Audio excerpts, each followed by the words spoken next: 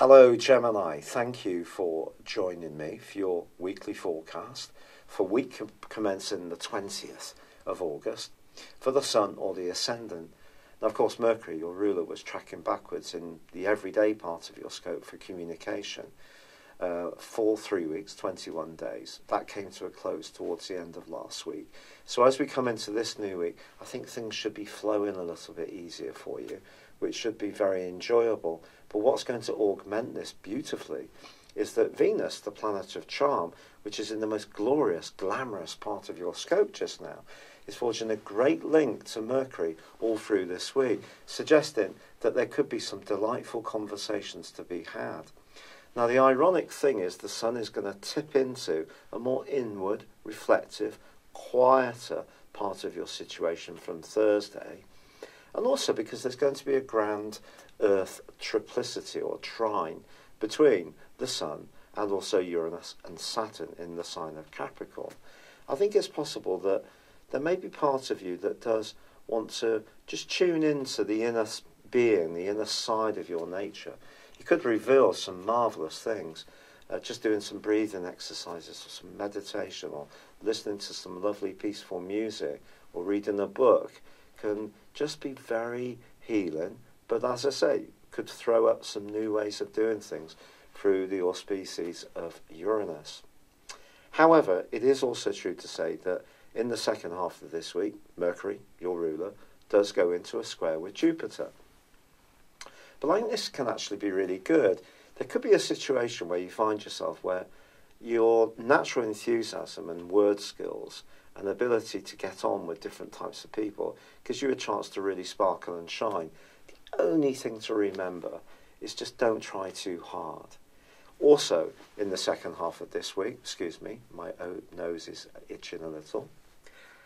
Now, in the past, I would have started this video again, but I'm going to be a bit more natural now.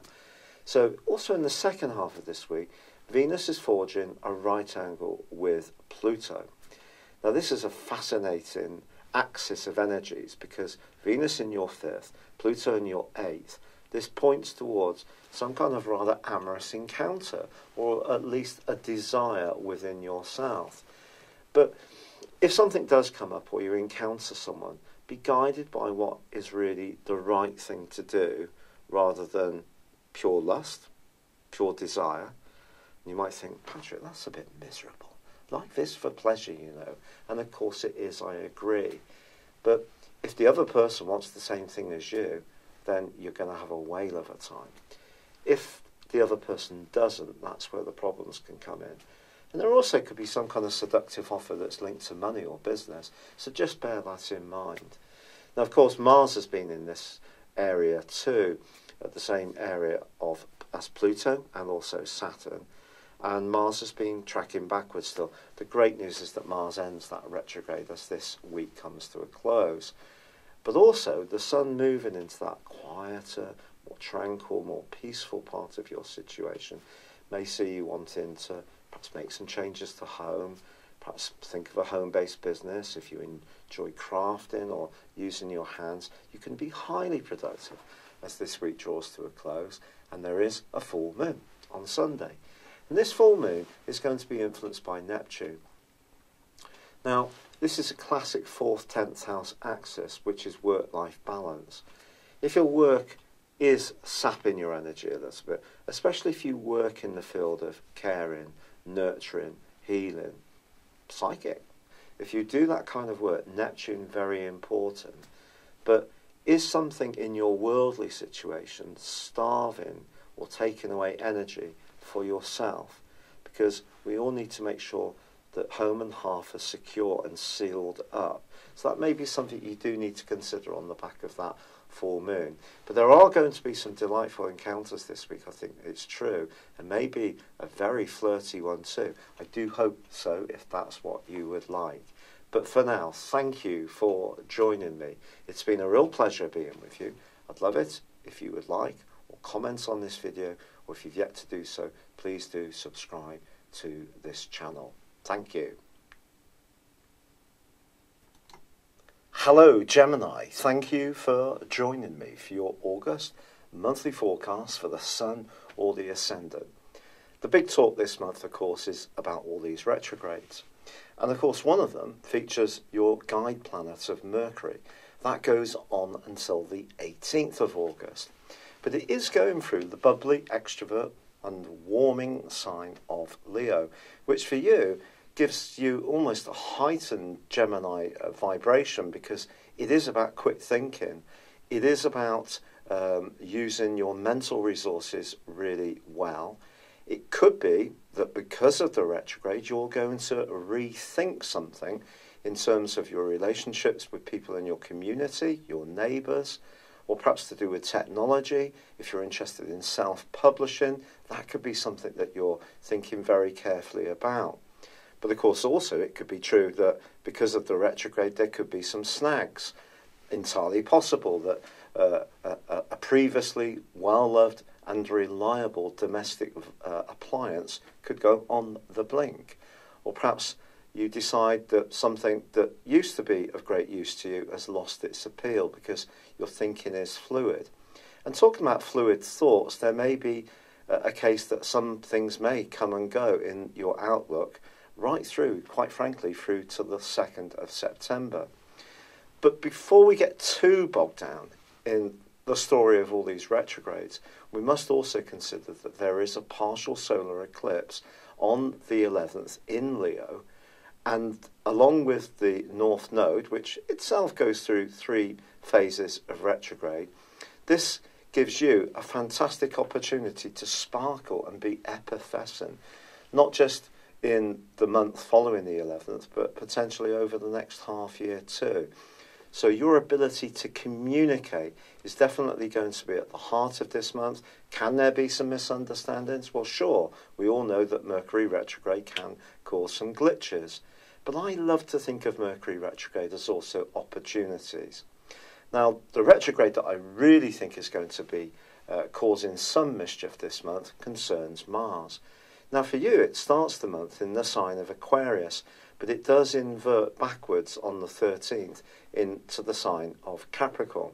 But those first 2 weeks of the month, and especially the first 3 weeks of this month, does see Mars and Uranus continuing a right angle.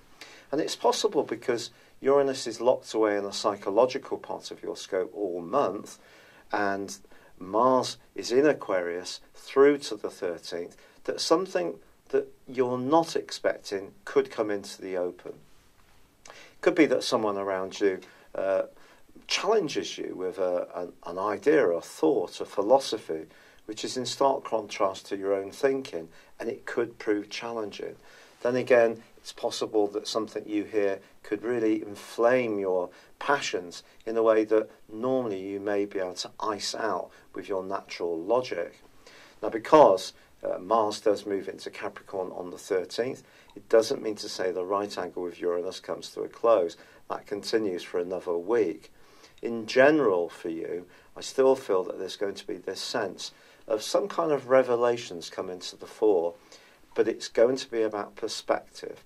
If you do love to travel, then it may be that you could get sudden urges to break out of very restrictive lifestyles or the demands of others, and really feel quite militant if it gives you the opportunity to do something completely different off the cuff. But that may mean some stop-start, some rather quick and reactive behaviour at times.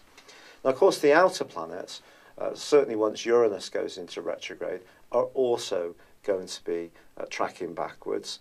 But that happens every year for 5.5 months. It's not going to be quite as important as Mars and also Mercury.